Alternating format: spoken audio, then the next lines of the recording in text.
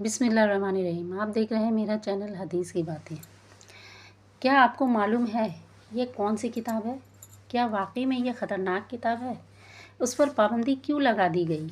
इस किताब को पढ़ने वालों के साथ क्या होता है? इस किताब को किसी जिन्नात या किसी मखलूक ने लिखी है?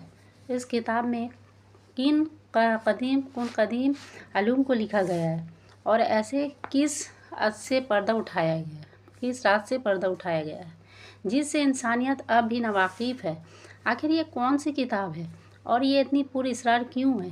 किताबें पढ़ना आम तौर पर एक मुफीद और फ़ायदेमंद अमल है, क्योंकि किताबें ही वो ज़रिया है जो हमें इल्म और मार्फत तक पहुंचाती है। इसके अलावा मुसलसल किताबें पढ़ना न सिर्फ हमारे मालूमात में इजाफ़ा करता है, बल्कि हमारे दिमाग को सुकून पहुंचाने का एक ज़रिया भी बन जाता है। कुछ किताबें देखने में जितनी सादा और आसान लगती है, दरअसल वो इतनी ही पुरअसरार और ख़तरनाक भी होती है।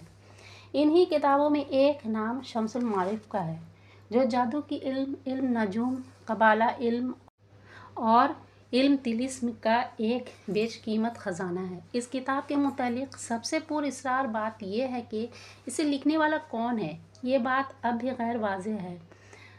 किन मुसन्निफ़ीन उलमा का मानना है कि इस किताब को एक इंसान के बजाय कोई मुसन्निफ़ीन ने लिखा है और उसे एक लंबी वक्त में मुकम्मल की गई है, जबकि इस किताब के औराक और नक्शों को देखकर कई माहिरीन इस बात पर यकीन रखते हैं कि किताब किसी दूसरे मखलूक या जन्नात की तख्लीक हो सकती है।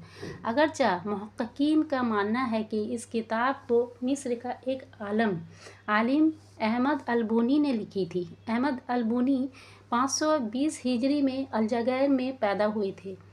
अल-बुनी को इल्म तसव्वुफ़, इल्म रमल, तिलसीम, इल्म नजूम, अमलियात, इल्म जाफर और बहुत सारे अलूम में महारत हासिल हुई थी। अल-बुनी इस्लामी तारीख़ के एक ऐसे मुसन्निफ़ है जिनके बारे में बहुत ही कम मालूमात मिलती है। शम्सुल मारिफ के मानी इल्म का सूरज है।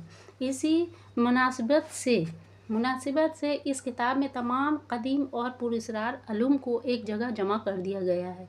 ये किताब सिर्फ एक जादुई किताब नहीं, बल्कि इससे कई बढ़कर है, जो आम तौर पर बातिनी और सिफली इल्म को वाज़ेह करने के साथ साथ सूफ़ी हिकमत के राज खुलती है।